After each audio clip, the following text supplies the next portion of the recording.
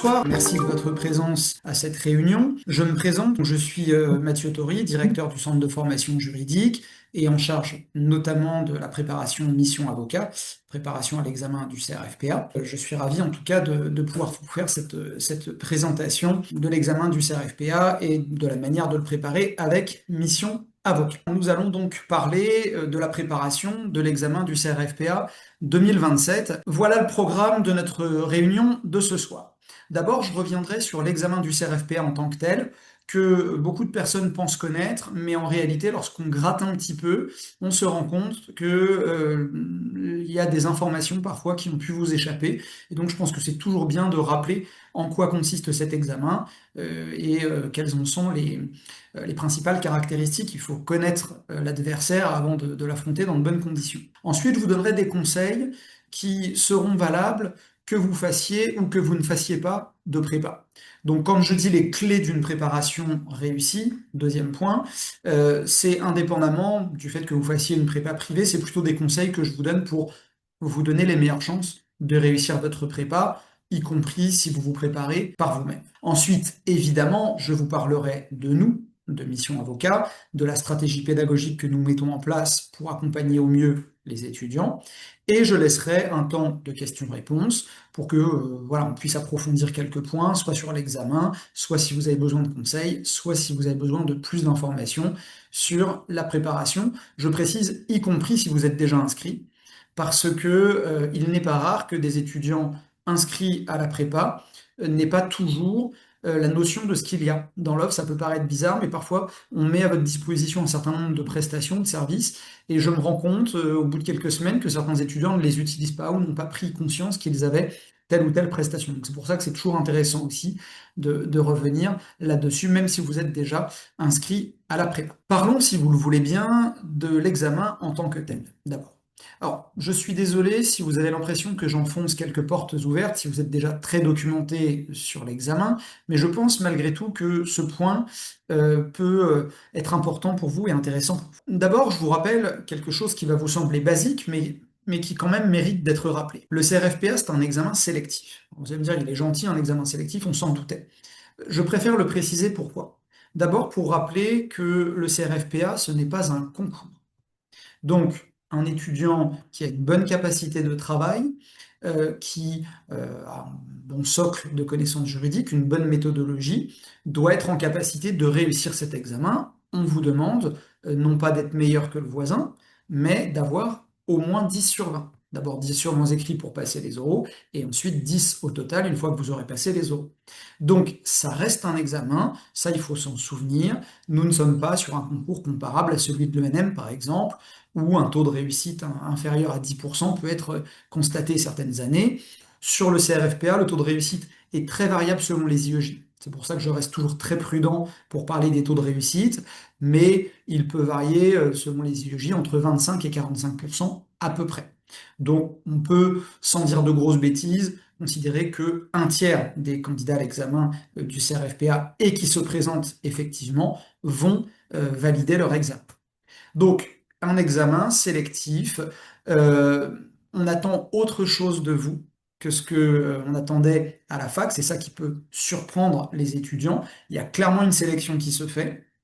Il n'y a officiellement pas un nombre de postes réservés, mais en pratique, on constate que dans certains IEJ, c'est à peu près les mêmes volumes tous les ans d'étudiants qui sont admis. C'est pour ça que parfois, certaines personnes vont jusqu'à dire qu'il s'agirait d'une sorte de concours déguisé. Je ne prendrai pas parti ici, mais il faut que vous ayez conscience que ça ne sera pas non plus un long fleuve tranquille. Donc pour résumer, on vous demande de valider, de démontrer que vous avez un savoir-faire juridique, je vais y venir dans un instant, mais les critères principaux de réussite, ça reste la constance dans le travail, la bonne maîtrise de la méthodologie des exercices juridiques. Ce qui me fait une très belle transition vers la deuxième idée. Au CRFPA, nous ne sommes pas dans l'optique, contrairement à ce qu'on fait tout au long de vos études en licence et en master, nous ne sommes pas dans l'idée de valider des connaissances. Nous sommes dans l'idée de sanctionner un savoir-faire juridique.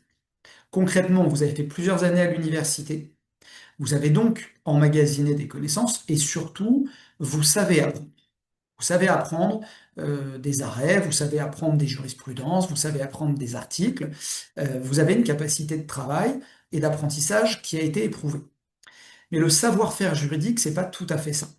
Le savoir-faire juridique, c'est la capacité à démontrer la bonne compréhension du droit à travers des exercices qui peuvent être soit des exercices pratiques, des consultations, soit une note de synthèse. Et donc, pour paraphraser un auteur célèbre, mais j'insiste là-dessus, on attend de vous davantage qu'une tête trop pleine, pardon, une tête bien faite. Donc une tête bien faite plutôt qu'une tête trop pleine. Je vois trop souvent des candidats à l'examen, et parfois je suis obligé de me bagarrer avec eux, qui passent énormément de temps à ficher, à apprendre, à réciter. Ils apprennent les manuels, ils apprennent parfois des raisonnements tout faits, on appelle les protocoles. Je me bagarre contre ça. Et ils oublient que ce qu'on attend, c'est avant tout un savoir-faire. On veut déjà commencer à voir chez vous le futur avocat, celui qui sait raisonner, celui qui, une fois qu'il a trouvé la règle de droit applicable, va avoir l'intelligence de l'appliquer à une situation concrète et qui, de par la manière dont il expose ses idées, va être convaincant et va défendre correctement les intérêts de son client. Et c'est là-dessus aussi qu'il faut que vous soyez très vigilant. Il y a un déclin depuis plusieurs années, et les enseignants de la prépa me le font remonter souvent. Il y a un déclin de la qualité de l'expression et du vocabulaire juridique. Et on laisse parfois passer des choses à l'université qui, cette fois-ci, ne vont pas passer. Précisément parce que je l'ai dit, si c'est pas un concours, le but c'est quand même de sélectionner. Sinon, vous ne ferez pas passer un nouvel examen. On pourrait dire, après tout, vous avez un niveau master 2, vous avez validé votre master, vous pouvez être avocat. Si on a rajouté cet examen, c'est parce qu'on veut venir évaluer autre chose que des connaissances pures ou qu'une spécialisation juridique. Donc ça, c'est très important. On a laissé passer des choses et au CRFPA, on ne les laissera pas passer. Donc les étudiants sont parfois surpris, se disent, mais avec ce type de présentation, j'avais 11, j'avais 12 à la fac, et là j'ai 8. Pourquoi? Parce que lorsque l'idée n'est pas exposée correctement, lorsque la terminologie n'est pas bonne, lorsque le syllogisme juridique n'est pas convaincant, on va se dire que vous n'êtes pas prêt pour devenir avocat, que vous ne montrez pas patte blanche, comme on dit, et qu'on n'a pas envie de vous ouvrir la porte pour devenir avocat. Donc attention à cette idée, l'esprit de l'examen, c'est de sanctionner un savoir-faire juridique. Ça ne veut pas dire qu'il ne faudra pas bachoter, ça ne veut pas dire qu'il ne faudra pas être dans les manuels ou dans les codes, mais ça veut dire que ça ne suffira absolument pas. Il va falloir, pendant toute la durée de votre préparation, améliorer votre expression écrite, améliorer votre utilisation du vocabulaire, et j'ai presque envie de dire changer un peu de logiciel dans votre manière de pratiquer le droit. Et ce qui est vrai pour les écrits, on le verra tout à l'heure, est totalement vrai également pour les oraux, et notamment pour les preuves de grand oral. Alors, parlons justement des épreuves écrites. Commençons par là. Euh, Je vais refaire rapidement le tour des différentes épreuves. Normalement, si vous êtes déjà dans l'optique de vous intéresser à la préparation de l'examen, vous avez sans doute déjà fait un tour sur le programme et sur les épreuves, mais j'ai quand même quelque chose à vous dire sur chacune d'elles. Je commencerai par la note de synthèse. La note de synthèse, clairement, c'est l'épreuve la plus importante des écrits. Alors ça surprend souvent les étudiants lorsque je dis ça, parce que ce n'est pas en tant que tel une matière juridique, mais quoi qu'on en pense, c'est le plus gros coefficient des écrits. Et nous avons chaque année des étudiants, aussi étonnant que ça puisse paraître, qui se sauvent, entre guillemets, grâce à la note de synthèse.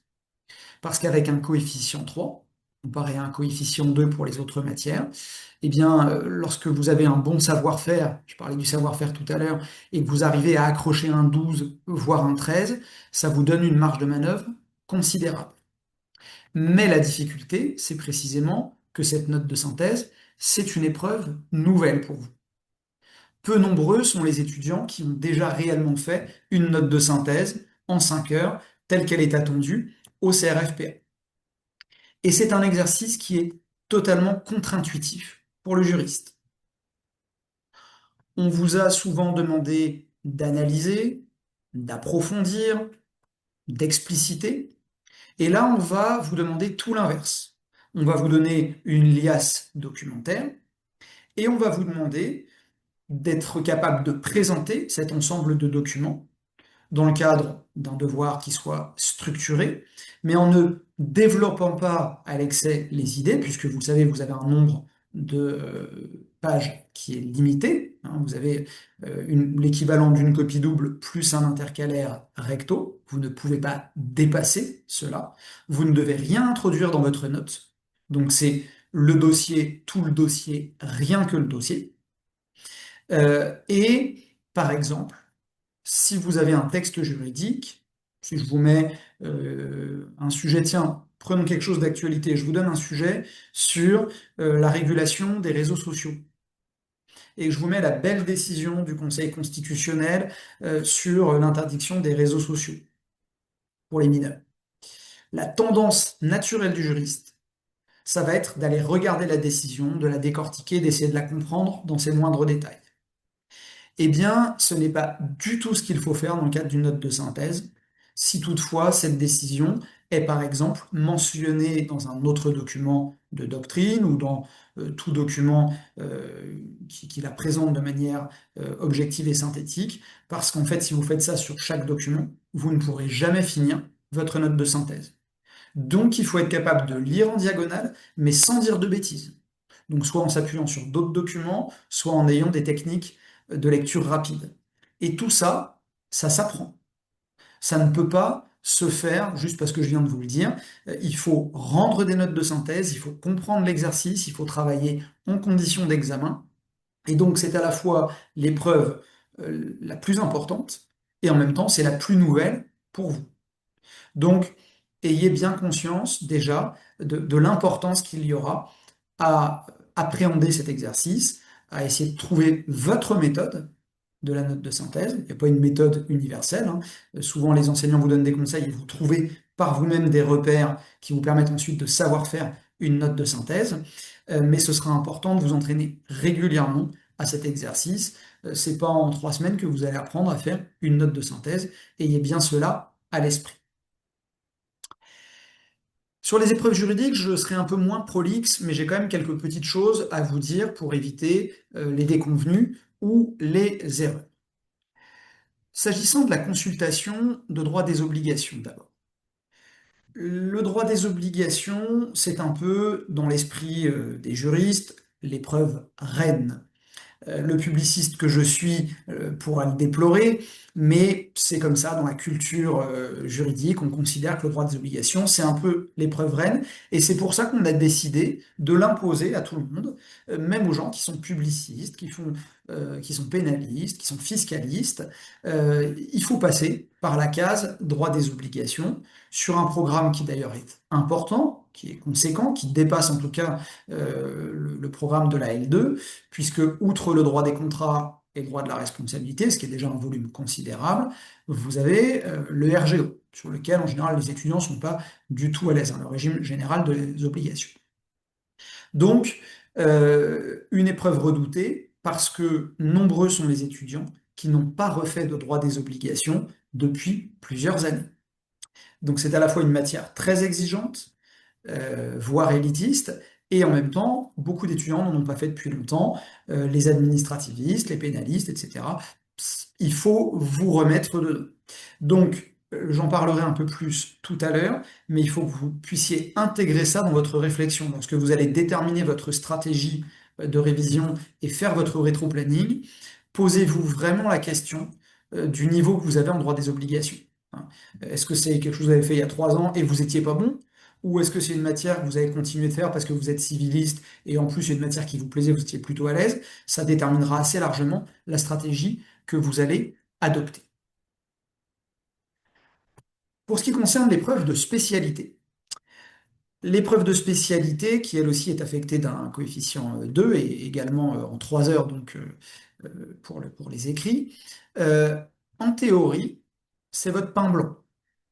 C'est là que vous gagnez des points. Vous avez choisi cette matière. Personne ne vous a forcé à prendre le droit fiscal ou le droit international et européen. Et en général, on ne choisit pas sa spécialité totalement au hasard. Pour autant, ça peut s'avérer piégeux, là encore. Moi, lorsque je regarde les notes des candidats à l'examen, Passés ou non par la prépa d'ailleurs, je suis toujours surpris de voir qu'ils sont assez nombreux à avoir une meilleure note en note de synthèse, et parfois en procédure ou en obligation, qu'en spécialité. Alors, il y a deux raisons à cela. La première raison, c'est que on vous donne une épreuve de spécialité, mais on n'attend pas de vous non plus que vous ayez un niveau doctoral. Bon, on vous demande un niveau de connaissance qui est celui d'un étudiant qui a suivi un cursus juridique jusqu'au master et qui donc doit maîtriser, si je prends l'exemple du droit pénal, son droit pénal sur le bout des doigts, mais sans exagérer dans la spécialisation. Or, parfois, les étudiants qui ont fait un mémoire, voire carrément une thèse sur un sujet, peuvent avoir perdu la vision pratique, la vision d'ensemble d'une matière, la logique même d'ailleurs d'une matière, et donc ça peut les piéger. Et puis la deuxième raison, c'est le programme. Attention dans certaines spécialités à bien regarder ce qu'est le programme. Si vous prenez le droit administratif, par exemple, ne négligez pas le droit des étrangers ou le droit de la fonction publique. Tout le monde n'est pas forcément à l'aise avec ces matières, même en étant administrativiste.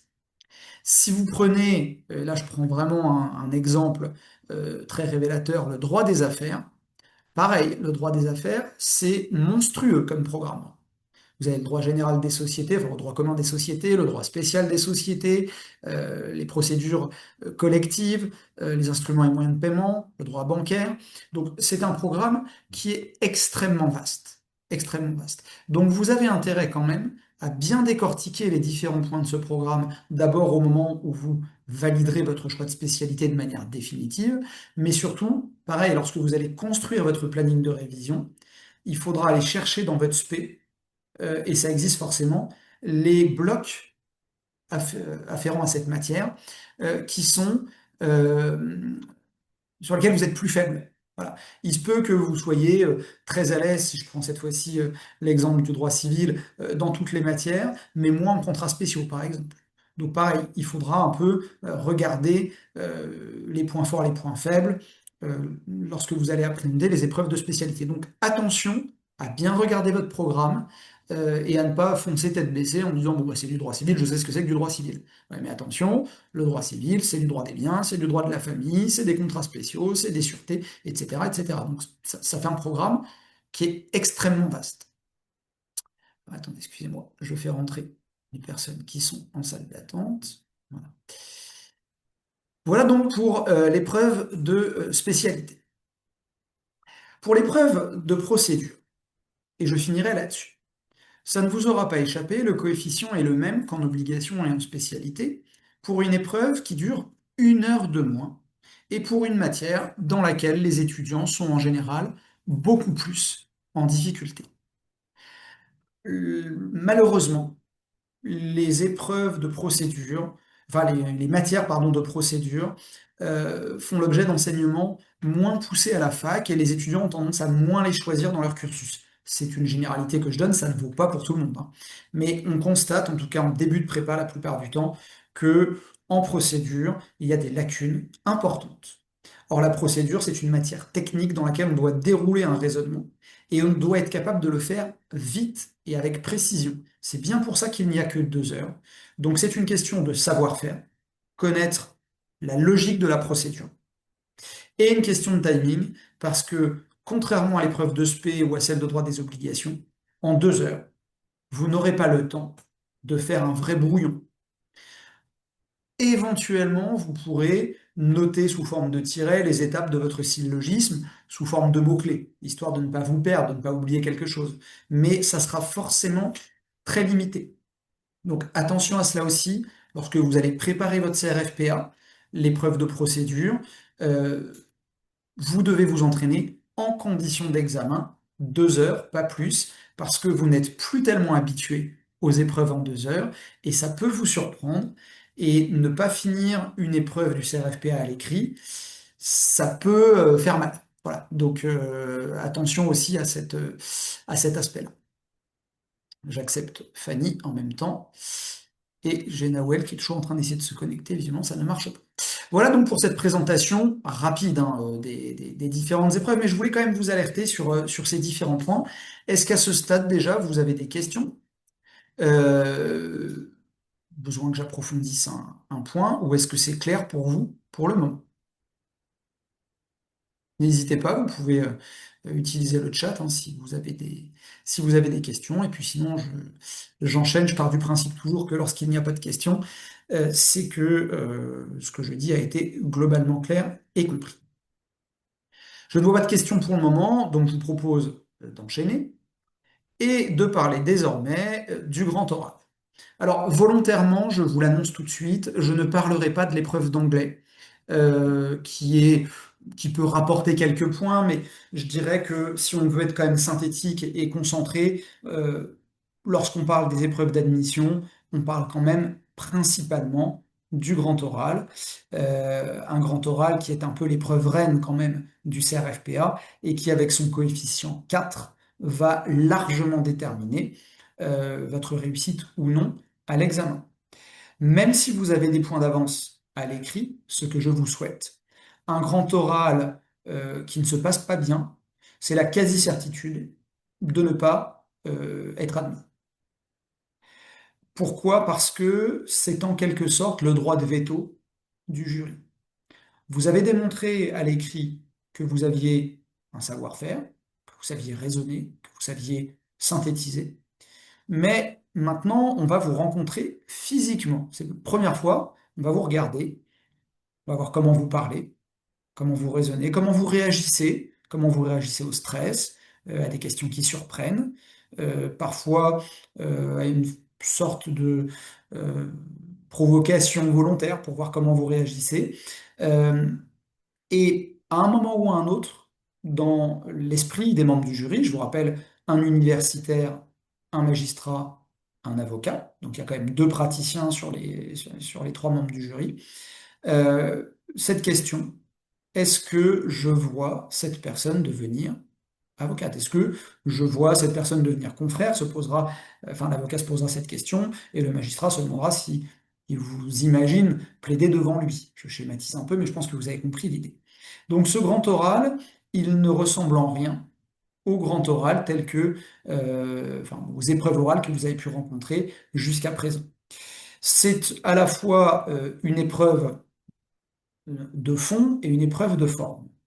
Une épreuve de fond d'abord, c'est la première de ces difficultés. Officiellement, il y a un programme.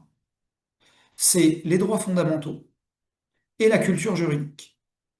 Et le tribunal administratif de Paris a d'ailleurs statué hein, sur cette question, de savoir est-ce qu'il y a des frontières au programme. Et la réponse, c'est non. Il n'y a pas de frontières. Si on vous pose demain des questions sur les procédures prud'homales, ou si on vous pose des questions sur le délai dans lequel doit statuer le juge des référés liberté, juge administratif des libertés, même si vous êtes civiliste, on peut vous poser cette question. Ce n'est pas hors programme. Déjà, les droits fondamentaux, c'est une matière qui n'a pas réellement de frontières, on peut aller dans tous les domaines du droit, mais a fortiori, comme on a rajouté depuis 2016 officiellement la culture juridique, on peut considérer qu'il n'y a pas réellement de limite au programme. Donc il y aura un travail pour consolider votre culture juridique qu'il va falloir faire. Je dirais que les DLF, en pratique, la plupart du temps, ça attendra après les écrits. Parce que vous avez déjà tellement de travail pour les écrits que vous n'avez pas vraiment le temps de travailler les droits fondamentaux en tant que tels. Par contre, ce que vous pourrez commencer à faire très tôt, c'est travailler votre culture juridique. Ça, dès maintenant, vous pouvez le faire. Ça n'est pas insurmontable du tout. Ce qu'on appelle la culture juridique, c'est en gros tous les grands principes du droit. Vous en avez oublié la moitié parce que c'était le programme de la première année. C'est les repères historiques, c'est les repères de philosophie du droit, c'est les repères sur l'organisation des institutions ou l'organisation des juridictions. Donc ça se travaille en lisant par exemple un manuel d'introduction au droit, raison pour laquelle à Mission Avocat, on vous donne un manuel d'introduction au droit. Ça fait bizarre, hein, vous passez le CRFPA et vous vous dites, tiens, il me donne un manuel d'intro au droit.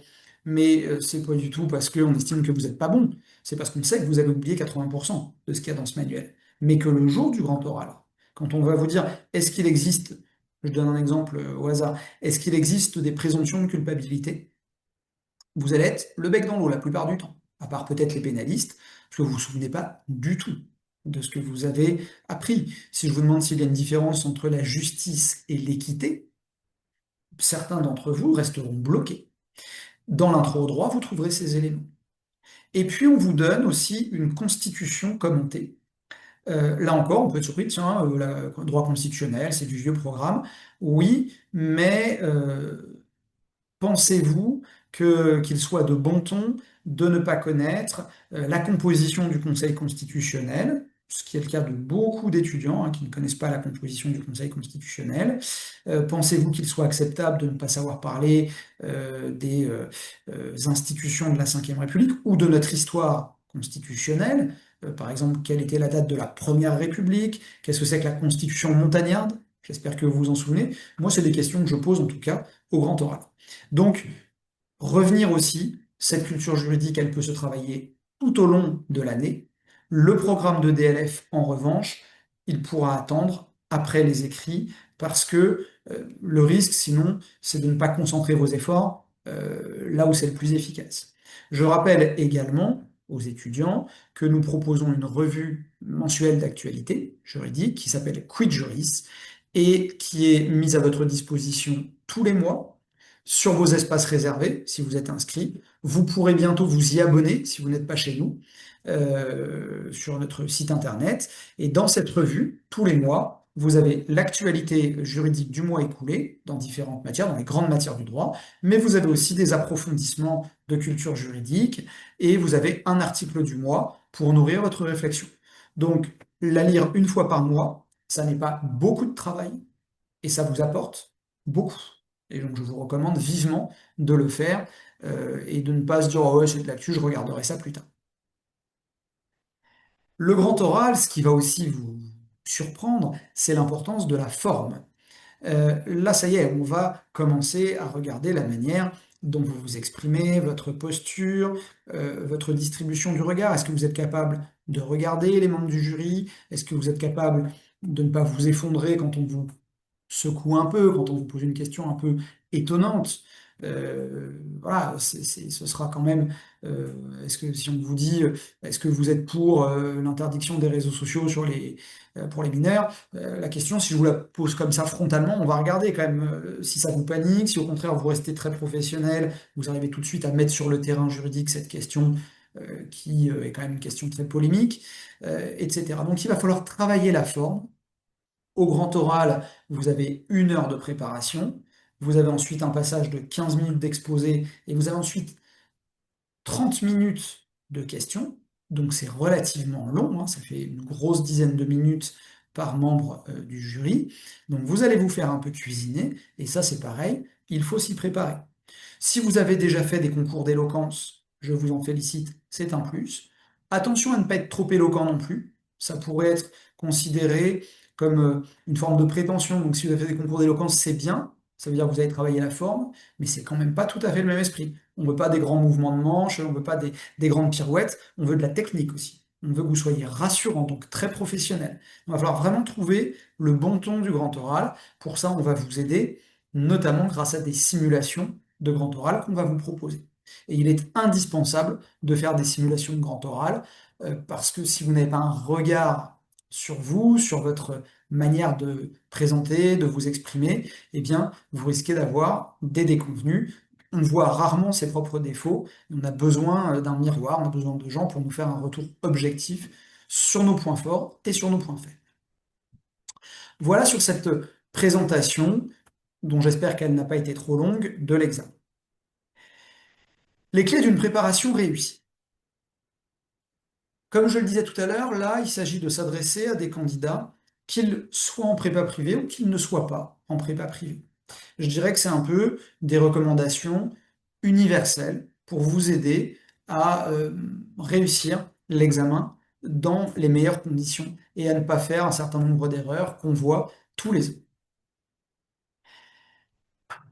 Il est important d'abord de faire ce que j'appelle moi une espèce d'auto-bilan de compétences. Je dis toujours aux étudiants, si vous voulez déterminer la bonne stratégie et faire les bons choix, il faut partir de vous. Nous ne sommes pas dans les mêmes situations.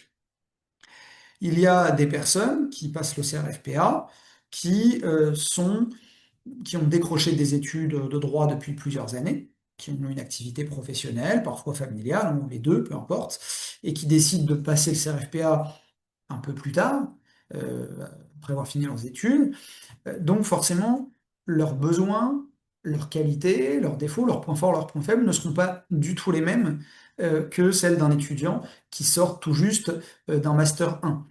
L'étudiant qui est publiciste ne va pas avoir les mêmes difficultés, ne va pas avoir la même appréhension de l'examen qu'un civiliste, ne serait-ce qu'à cause de l'épreuve de droit des obligations dont je parlais tout à l'heure. Il est donc très important que vous vous posiez un petit peu, on dit toujours connais-toi toi-même, c'est le premier enseignement de la philosophie, et là il faut vraiment vous l'appliquer.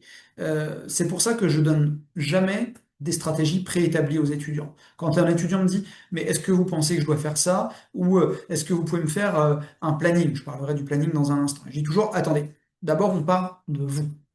On part de vous. Qu'est-ce que vous savez faire, quels sont vos points faibles, de combien de temps vous disposez pour travailler, etc., etc. Donc, prenez un temps déjà pour réfléchir. Tout à l'heure, je vous ai parlé du programme des matières de spécialité. Déjà, une des premières choses que vous pourriez faire, c'est regarder les points du programme et cocher les thèmes sur lesquels vous dites ça, je suis à l'aise, et les thèmes sur lesquels vous vous dites ça, par contre, ça fait longtemps que j'en ai pas fait. Voire, ça, j'en ai jamais fait. Je suis affairiste, mais par contre, c'est vrai que le droit bancaire, on a un petit peu au programme, j'ai jamais travaillé ça, ou les procédures collectives, je l'ai fait, mais j'étais pas bon, c'était un truc qui me plaisait pas tellement. Voilà. Donc attention à bien regarder votre programme, à bien regarder votre situation et de manière assez lucide à faire ce bilan de compétences. Quitte à mettre une note, voilà, dire sur telle épreuve, je m'évalue aujourd'hui à, allez, on va dire 8 sur 20 en termes de préparation, sur telle autre matière, la procédure administrative, par exemple, j'en ai fait il y a 10 ans et j'étais pas bon, je sais que ça va être une matière qu'il va falloir prioriser. Les enjeux ne seront pas les mêmes. Donc, commencez déjà par partir de vous. Il est indispensable, et je suis effaré chaque année de voir que c'est loin d'être le cas pour tous les étudiants, de vous construire un planning. Vous devez partir de ce que sera la date de vos épreuves, remonter jusqu'à l'instant où vous commencez votre préparation, et voir quelles vont être les phases de votre préparation en vous donnant des objectifs. Ce planning, il doit donc être fait, il ne sera jamais immuable. Les choses ne se passent jamais comme on l'a prévu. On peut aller plus vite qu'on le pensait, on peut aussi aller moins vite, on peut tomber malade, on peut avoir un imprévu. C'est toujours très difficile à l'avance de savoir comment ça va se passer. Donc un planning, il n'est jamais intangible. Et il faut surtout pas rentrer dans une espèce de culpabilisation du lapin d'Alice au pays des merveilles. Je suis en retard, toujours en retard, toujours en retard. On se fixe un planning, mais régulièrement on va devoir le réajuster parce que entre ce qu'on pense pouvoir atteindre et ce qu'on va pouvoir atteindre, il peut y avoir une marge, et ça n'est pas grave, c'est humain. Votre planning, il doit être adapté à votre situation. Sinon, vous allez vous mettre une pression qui va, qui peut vous bloquer. Donc, il doit être adapté à vous. Regardez quel est votre temps disponible pour travailler. Là encore, vous n'avez pas tous les mêmes situations. Si vous êtes en stage, si vous êtes en master 2 avec un mémoire à rédiger, si au contraire vous avez pris toute l'année pour faire que le CRFPA, si vous avez des contraintes familiales, il faut déjà, pour construire son planning, identifier quelles sont les plages dans lesquelles vous pouvez travailler sur une semaine. Est-ce que c'est seulement les week-ends? Est-ce que c'est seulement les soirées? Est-ce que c'est un peu le soir, un peu le week-end? Est-ce que c'est toute la semaine? Ça, déjà, ce sera la clé. Si vous commencez pas par là, vous allez forcément faire un planning qui n'est pas adapté à votre situation. Ce planning doit être réaliste. Ne vous mettez pas des objectifs. Moi, je vois toujours des étudiants qui sont dans une logique délirante, et ça m'étonnerait que vous puissiez, en un mois, faire intégralement le droit des obligues. Je doute que ça puisse être le cas, sauf si vous êtes déjà civiliste, que vous avez été chargé de TD pendant 3 ans en droit des obligues. Bon, là, peut-être que oui, vous pourrez réviser très rapidement le programme et faire très vite des exercices. Mais en dehors de ce cas bien particulier, le programme étant ce qu'il est, c'est pas la peine de vous mettre des objectifs que vous n'atteindrez jamais. Vous allez être tétanisé, vous allez vous épuiser, vous allez culpabiliser, c'est pas du tout l'objectif. Donc, que ce programme soit ambitieux, c'est une chose, mais il doit rester réaliste.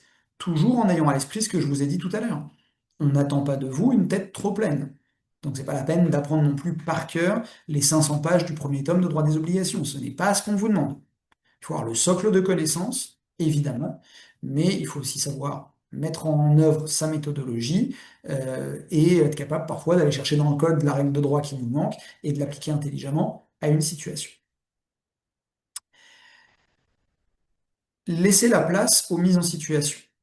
Voilà encore une erreur que je constate souvent chez les étudiants lorsqu'ils construisent leur planning. Il ne s'agit pas seulement, lorsqu'on prépare son CRFPA, de travailler ses manuels, de regarder ses vidéos ou d'apprendre les fameux protocoles une fois de plus, je déteste ce mot, mais enfin bon, peu importe, espèce de prêt-à-penser qui pourrait nous sortir de toute situation, qui est une hérésie en droit, mais bon, peu importe. Quoi qu'il en soit, une fois qu'on a fait des apprentissages, et évidemment, il ne faut pas aller la fleur au fusil hein, pour s'entraîner, il faut quand même se lancer dans le grand bain. Donc l'étudiant qui me dit j'attends d'être prêt avant de rendre une copie, c'est très mauvais signe. C'est très mauvais signe. Si vous attendez d'être prêt, vous ne rendrez pas de copie. Ou vous en rendrez 15 jours avant le début des épreuves, donc beaucoup trop tard. Il faut trouver un équilibre. Trouver un équilibre, ça veut dire avoir un socle de connaissances avant de commencer à rendre des copies, mais ce n'est pas grave si ce socle est encore fragile, vous allez aussi apprendre grâce aux mises en situation. Donc nous, on a une stratégie à mission avocat qui est la suivante. Les premiers devoirs qu'on vous donne sont fléchés. Donc en fait, en gros, ils épousent en quelque sorte des étapes de révision.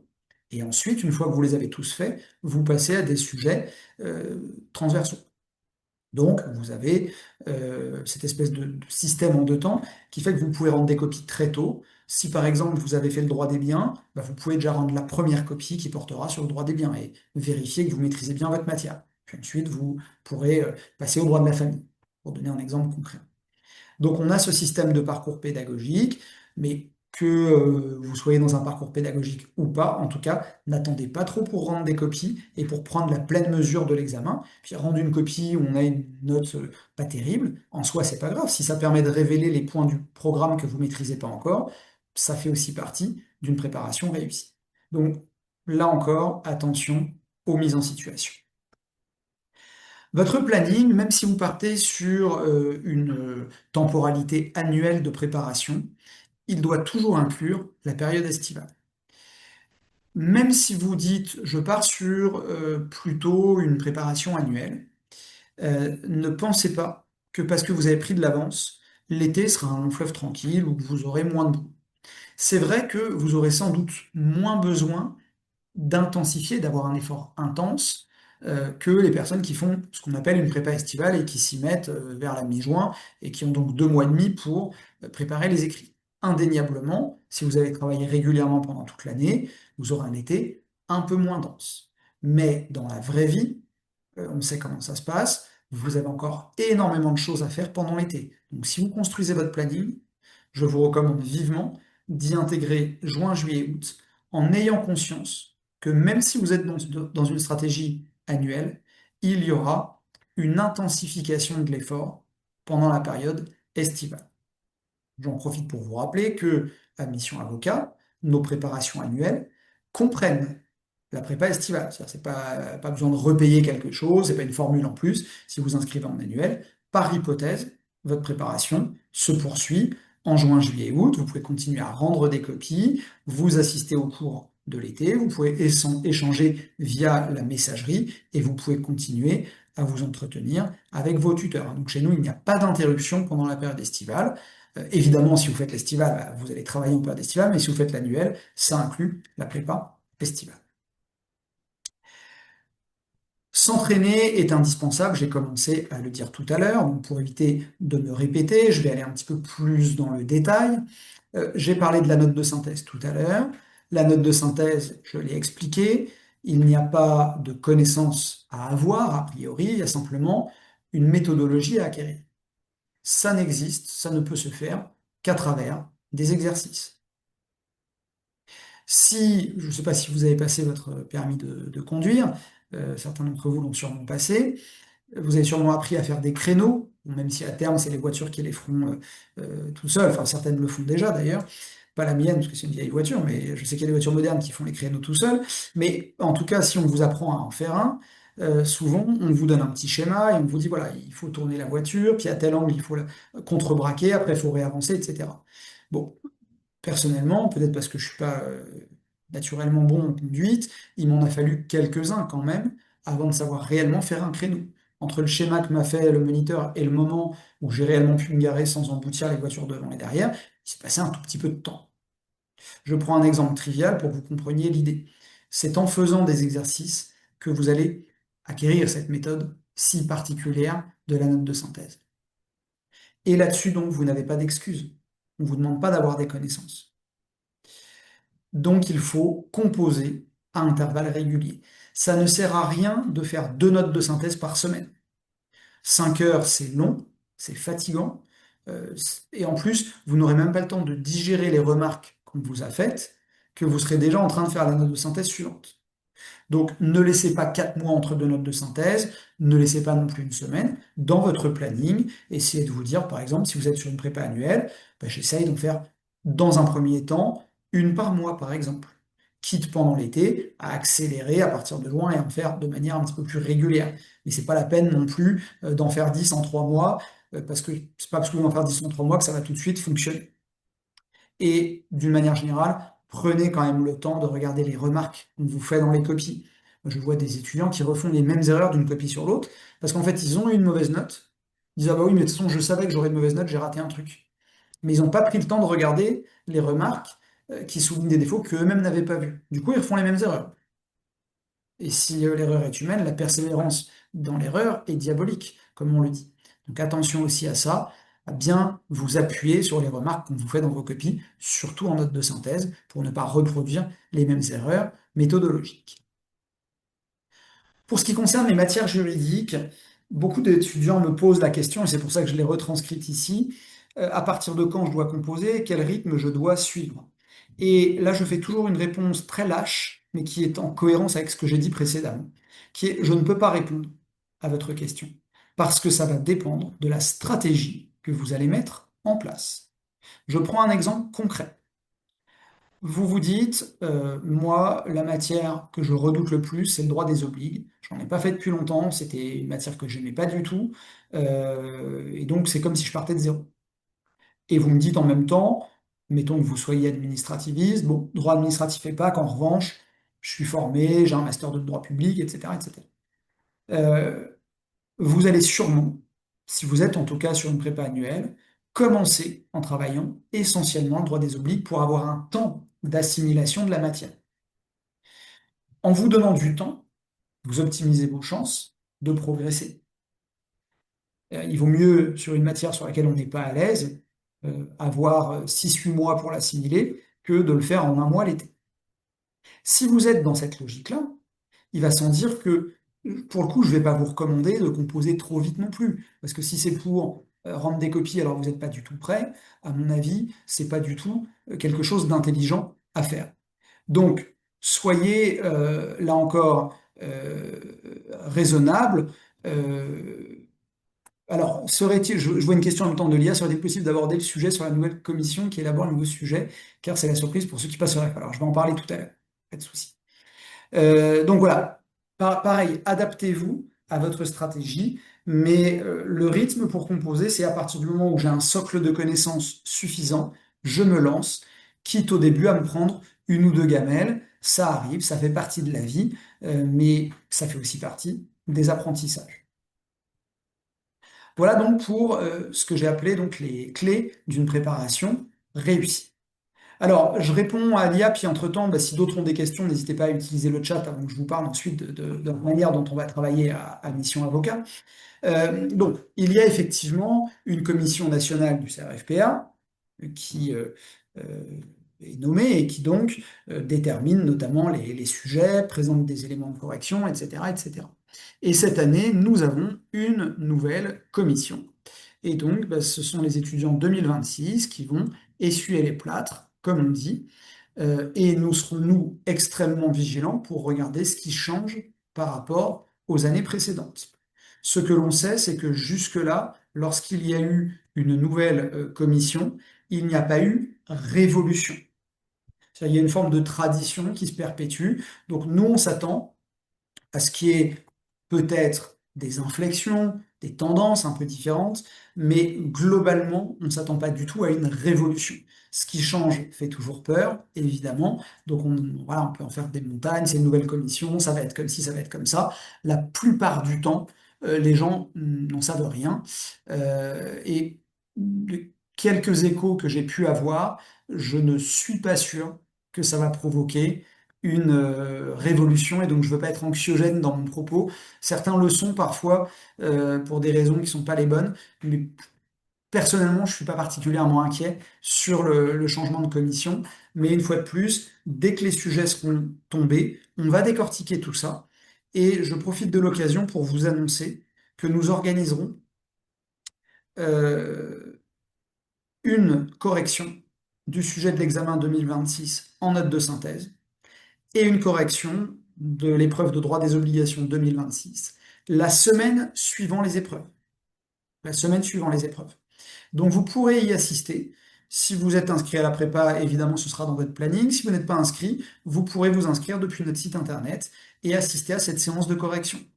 Et ça vous permettra justement de vous confronter au réel et de partir de ce que la commission 2026 aura fait. Donc il n'y a pas de meilleur exercice que de récupérer les énoncés qui vont sortir la semaine prochaine et qu'ensuite vous entraîner et suivre la correction des profs de mission avocat. Donc les dates seront bientôt annoncées, mais retenez que vous aurez une correction des sujets 2026 et je vous recommande très vivement d'y assister. Euh, voilà pour donc la réponse à votre question. Enfin, j'espère en tout cas y avoir répondu. Si je ne vois pas apparaître d'autres questions, je vous propose rapidement maintenant d'évoquer la manière dont on peut préparer le CRFPA avec Mission Avocat. Alors, je passerai assez vite sur les préparations et les formules. Mon propos n'est pas le propos d'un commercial, c'est plutôt le propos d'un pédagogue. Donc, concrètement, et c'est assez classique dans les prépas privés, nous vous proposons soit de vous préparer sur une année, soit de vous préparer pendant un été, ce qu'on appelle classiquement les prépas annuelles et les prépas estivales. Étant entendu que la frontière entre les deux est assez ténue, parce que chez nous, la préparation annuelle est extrêmement souple. Vous pouvez la commencer quand vous voulez. Vous pouvez vous inscrire maintenant, commencer dans 15 jours ou dans 2 mois. Vous pouvez vous inscrire dans 2 mois et commencer tout de suite. On a une souplesse totale sur notre prépa annuelle. Et en plus, je l'ai dit tout à l'heure, elle englobe l'estivale. Donc là, vraiment, j'ai envie de dire, vous pouvez presque faire votre annuel en mode quasi estival. Si vous voulez avoir plus de sujets corrigés, puisqu'il y a plus de sujets corrigés dans l'annuel, et vous dire, moi, je bosse sur mai, juin, juillet, août, ça ne pose aucune difficulté. Donc attention à relativiser les notions d'annuel et d'estival. À l'inverse, si vous faites une estivale chez nous, en réalité, vous avez déjà vos polis dès le mois d'avril. Donc dès le mois d'avril, vous pouvez commencer à réviser et vous pouvez faire votre premier entretien avec l'enseignant référent. Euh, Vous aurez au mois de juin déjà une première partie des cours, notamment le stage de droit des obligations et les conférences d'actualité. Et ensuite, pendant le mois de juillet, vous aurez d'autres cours et évidemment les entraînements qui seront mis à votre disposition. Donc, compte tenu de la manière dont fonctionne Mission Avocat, il y a une différence entre l'annuel et l'estival dans la temporalité, mais elle est à relativiser. L'une des différences peut-être plus importante encore, c'est le nombre de sujets qu'on propose. On ne propose évidemment pas tout à fait la même chose selon que vous allez faire une annuelle ou selon que vous allez faire une estivale. Donc, schématiquement, et pour l'énoncer très rapidement, nous avons donc dans les prépas annuels deux types de formules. Une formule réussite, qui est déjà extrêmement complète. Vous avez les manuels, vous avez 42 copies corrigées, ce qui est déjà très conséquent. Une messagerie illimitée avec les profs, 135 heures de cours, classe virtuelle ou replay. Vous avez une semaine de CRFPA blanc. Et vous avez une simulation de grand oral pour la préparation aux épreuves d'admission. La formule qu'on appelle la formule excellence, elle reprend la même base, mais on y ajoute quelques ingrédients. Vous allez avoir notamment 8 copies supplémentaires, donc 2 copies supplémentaires par matière. Et vous allez avoir également une simulation de grand oral de plus, donc 2 simulations au lieu d'une, et vous serez suivi de façon individuelle par un enseignant référent pendant toute la durée de la préparation. Vous retrouvez exactement la même logique sur les préparations estivales, avec, là encore, une formule de base, qui est la formule réussite. J'insiste sur le fait qu'elle est déjà très complète, très efficace. 32 copies en un été, c'est relativement conséquent. Toujours la semaine CRFPA blanc, hein, qui est comprise dans toutes nos formules, tout comme la messagerie limitée et la simulation de grand temps. Donc nos prépas, vous l'avez compris, hein, comportent la préparation aux épreuves d'admission. La formule excellence comporte plus de copies, là encore 8 copies de plus, on est 40 en tout, et on a également une simulation de grand oral supplémentaire et le suivi individuel par un enseignant référent pendant toute la durée de votre préparation estivale. Voilà dans les grandes lignes ce qui différencie nos formules d'un point de vue temporel et ensuite du point de vue du contenu de chacune d'entre elles. Je reviendrai tout à l'heure si vous avez des questions sur ces points. Si vous voulez préparer le CRFP avec mission avocat, évidemment, en tant que directeur, j'ai envie de vous parler quand même de nos atouts, parce que nous construisons une stratégie pédagogique, et donc nous sommes forts de nos atouts, confiants dans nos atouts, et c'est ça qu'on a envie de mettre en avant. Évidemment, quand je parle des atouts d'une prépa, je commence toujours par les enseignants. Ça reste le plus important. Nos enseignants sont des enseignants expérimentés d'abord. On ne donne pas des cours à mission avocat à des profs qui n'ont pas plusieurs années d'expérience, non seulement à l'université, mais aussi dans la préparation à l'examen du CRFPA. Donc ils connaissent l'examen, ils en sont des experts, et s'ils sont des spécialistes, ils sont aussi accessibles. Vous avez vu tout à l'heure qu'il y a une messagerie illimitée. Vous pouvez poser des questions à vos enseignants tout au long de la prépa, ils vous répondront dans un délai de 24 heures, ce qui est quand même un délai relativement court. Vous pouvez avoir un rendez-vous individuel avec un enseignant. Ça transite par mois. Sinon, évidemment, ça peut s'avérer quand même complexe si chaque étudiant peut directement solliciter un entretien avec un prof. Mais pour celles et ceux qui me connaissent déjà, il est rare que je refuse. Quelqu'un qui me dit j'ai besoin d'échanger avec le prof de procédure parce que j'arrive pas à décoller au bout de la 5e copie, je ne vais jamais lui dire non. Voilà. Donc nos enseignants ont cette accessibilité-là. Je rappelle que Mission Avocat, c'est une prépa à taille humaine, ce n'est pas une prépa usine, et donc on est content et fier aussi de pouvoir vous accompagner individuellement. Et moi-même, je le fais. Il m'arrive régulièrement de recorriger des copies en note de synthèse ou de recorriger des copies en procédure administrative. Voilà, je ne dis pas qu'on est parfait, mais en tout cas, on est vraiment dans ce souci de vous accompagner au mieux. Et j'estime que c'est vraiment le premier atout. Et on a une chance incroyable d'avoir cette équipe enseignante d'excellence qui accompagne les étudiants tous les ans. Donc c'est pour moi vraiment le plus important. Notre prépa, elle est vraiment centrée sur l'idée qu'on vous apprend un savoir-faire. C'est ce que j'ai expliqué tout à l'heure. Donc chez nous, il n'y a pas de cours d'amphi, il n'y a pas de cours théoriques qui, à mon sens, pourraient vous faire perdre du temps. Vous avez un manuel de cours, vous avez des vidéos de cours, vous avez tout le matériau nécessaire pour travailler par vous-même les cours. Nous, notre job, c'est de vous expliquer comment réussir les épreuves du CRFPA. C'est aussi simple que ça.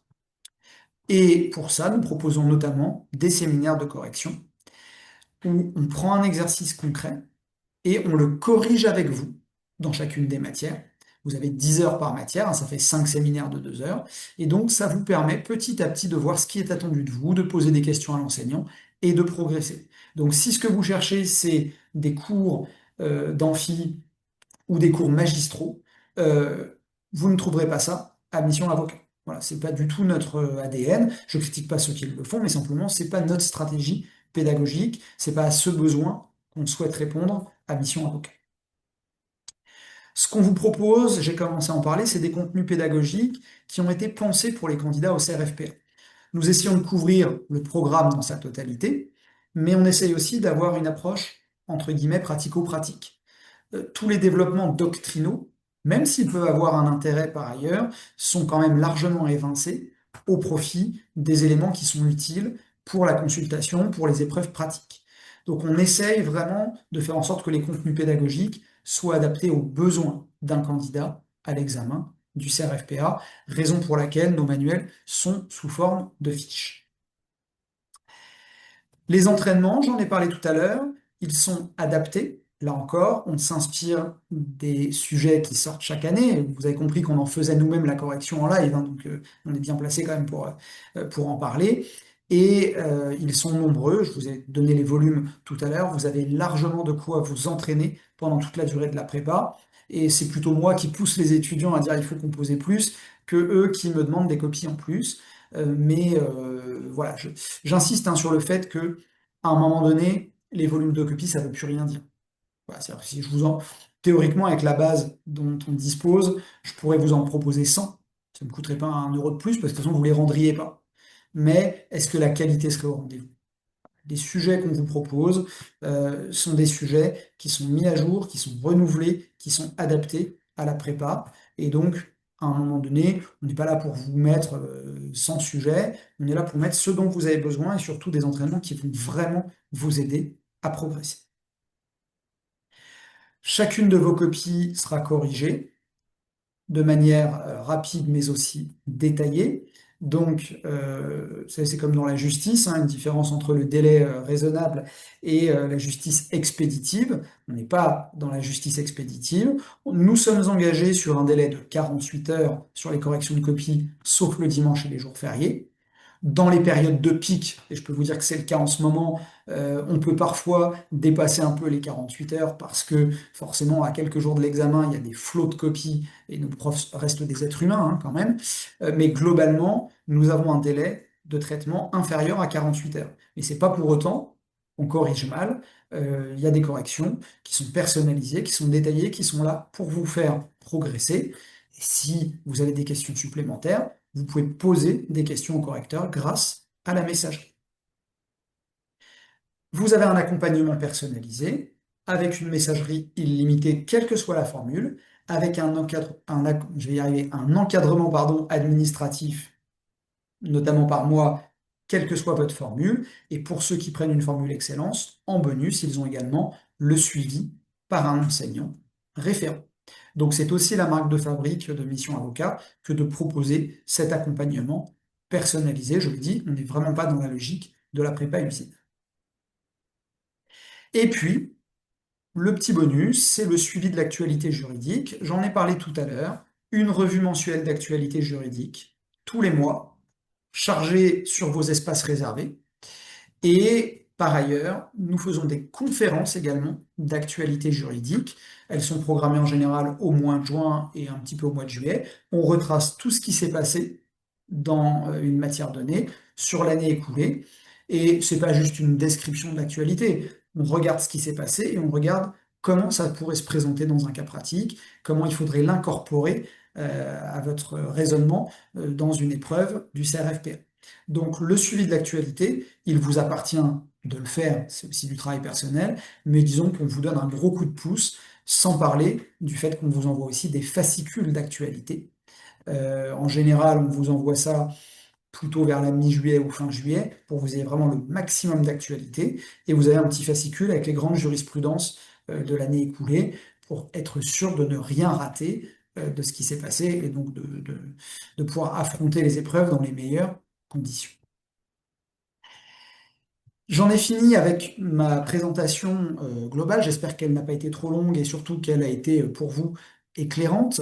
Euh, Nous en venons à la phase des questions. Si toutefois vous en avez, je serai ravi d'y répondre.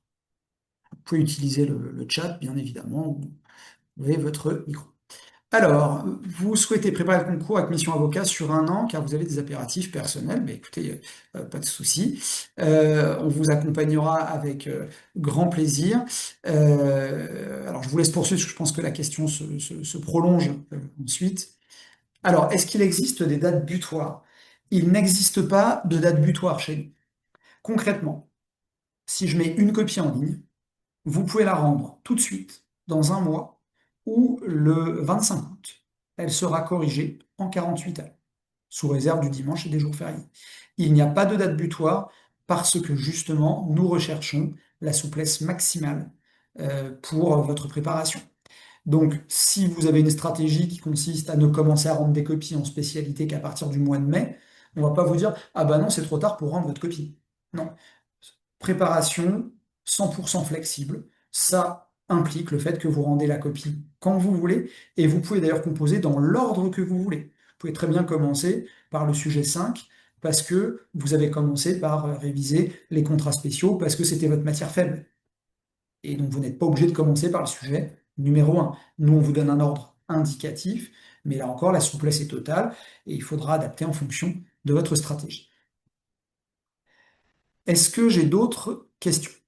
Je reprends. Chloé, la prépa est-elle adaptée à tous les IEJ? Prenez-vous en considération les spécificités méthodologiques et attendues propres à chaque IEJ? Alors, nous, bien sûr, on est sur une préparation CRFPA nationale, hein, donc on prend des étudiants de tous les IEJ de France, des plus gros aux plus petits. Nous avons nos antennes dans certains IEJ, donc qui nous permettent de savoir s'il y a des consignes un peu spécifiques qui ont pu être données, mais il faut rester quand même très nuancé. Depuis la réforme de l'examen et depuis que c'est devenu un examen national, avec des consignes de correction données par la commission à l'échelle nationale et transmises aux correcteurs, les spécificités des IEJ, on les retrouve surtout en note de synthèse, et où là, en fait, il faut écouter ce que dit l'enseignant. Il peut y avoir quelques petites subtilités. Certains intervenants, par exemple, vont vous demander une problématique sous forme de question, d'autres, au contraire, vous dire qu'il ne faut pas en faire, voire vont vous enlever des points. Voilà, il peut y avoir des petites subtilités en note de synthèse qu'on vous indiquera en temps utile. Et c'est surtout au niveau du grand O que ça peut beaucoup changer parce que le type de sujet proposé ne sera pas toujours le même pour avoir du commentaire d'arrêt, de la soutenance de thèse ou de la dissertation.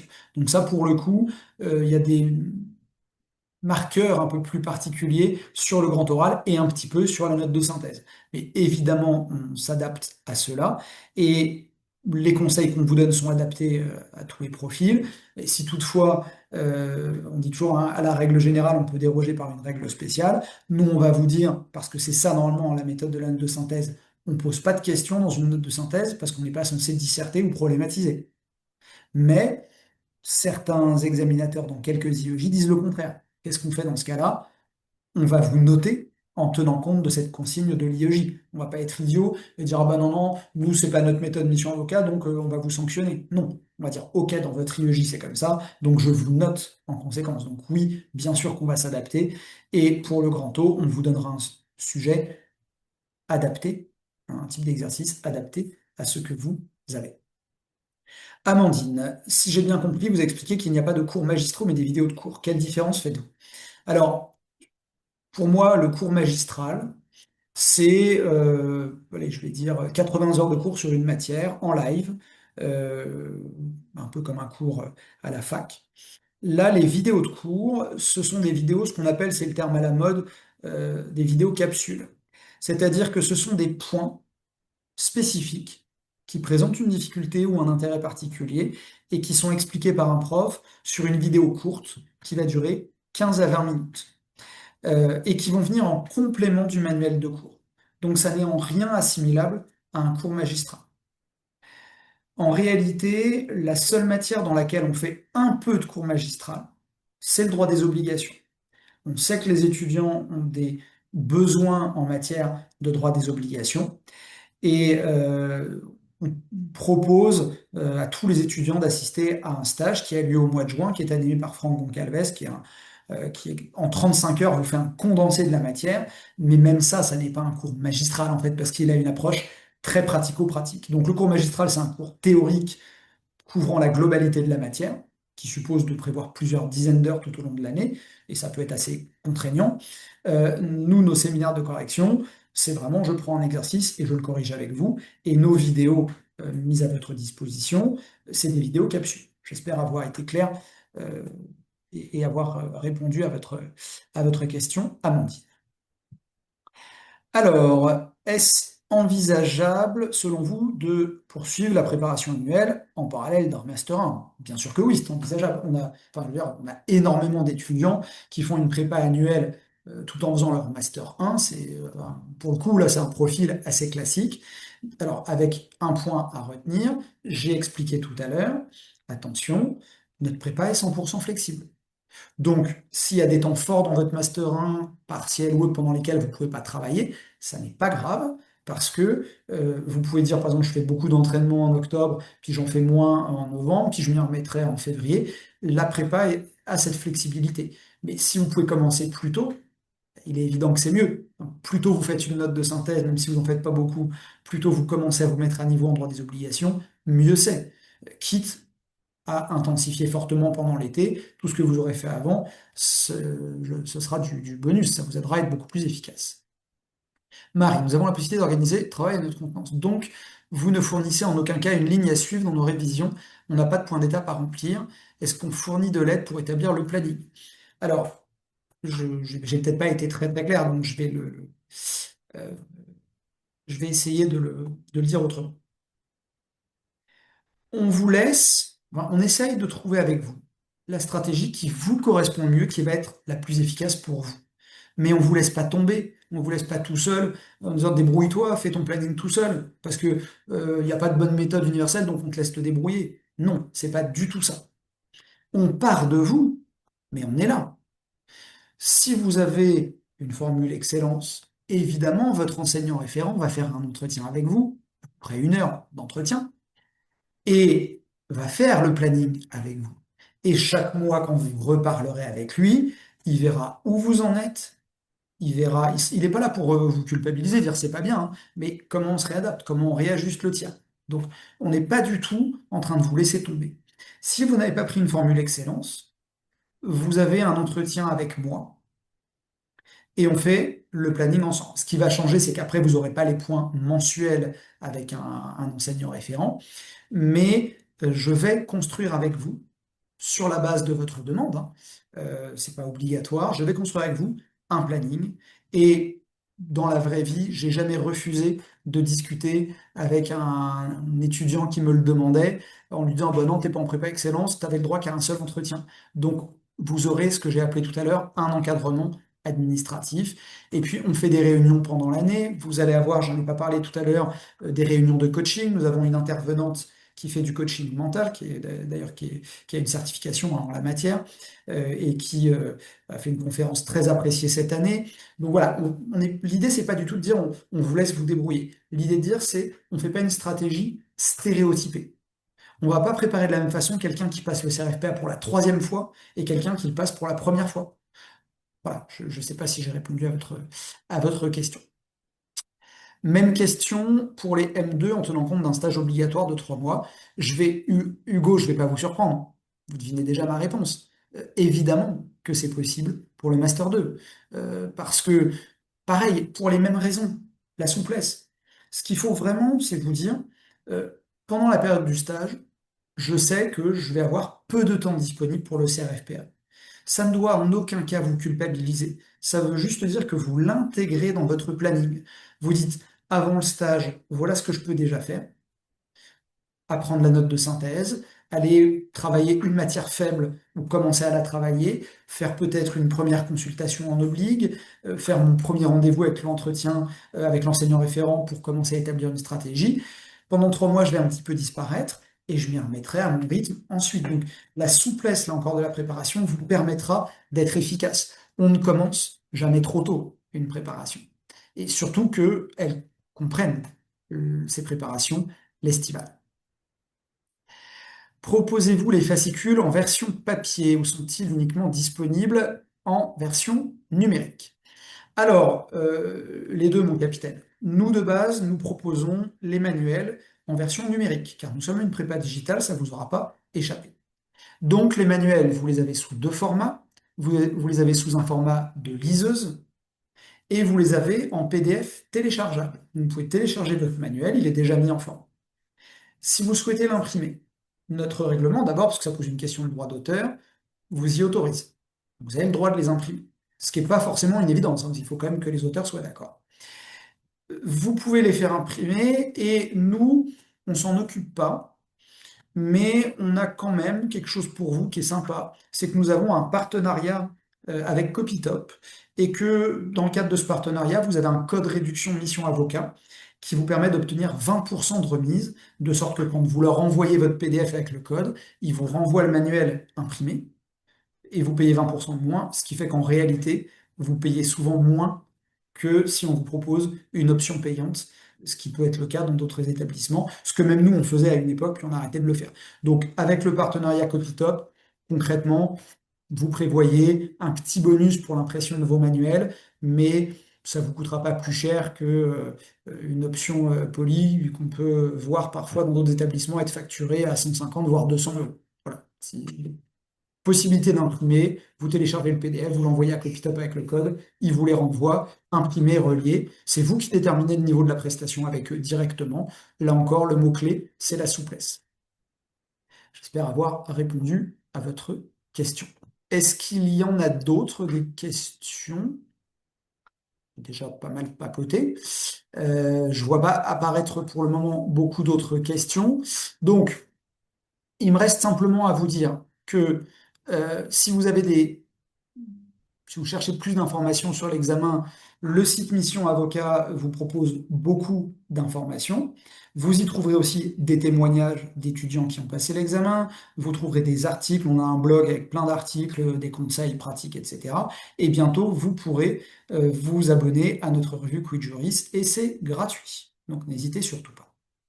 Si vous avez des questions sur nos préparations, vous n'avez pas pu poser maintenant, vous n'avez pas pensé, etc., pas de souci, vous avez une adresse contact@mission-avocat.fr. Je tiens la boîte mail, je la traite tous les jours. Si vous voulez qu'on se parle en individuel, que vous avez besoin que je vous envoie de la documentation, des extraits de contenu pédagogique, aucun souci, vous m'écrivez et on met cela en place. Il me reste à vous remercier de votre présence, de votre participation. J'étais très content aussi parce que j'ai vu que vous aviez des questions. Et donc, je vous souhaite, quoi qu'il arrive, puisque je pense que vous êtes assez avancé dans votre démarche, beaucoup de courage pour réussir votre préparation et surtout pour réussir l'examen. Travaillez bien. Et puis, une fois de plus, n'hésitez pas. Alors oui, dernière question, est-ce qu'il y a un groupe WhatsApp pour discuter? Oui, il y a un groupe WhatsApp tous les ans.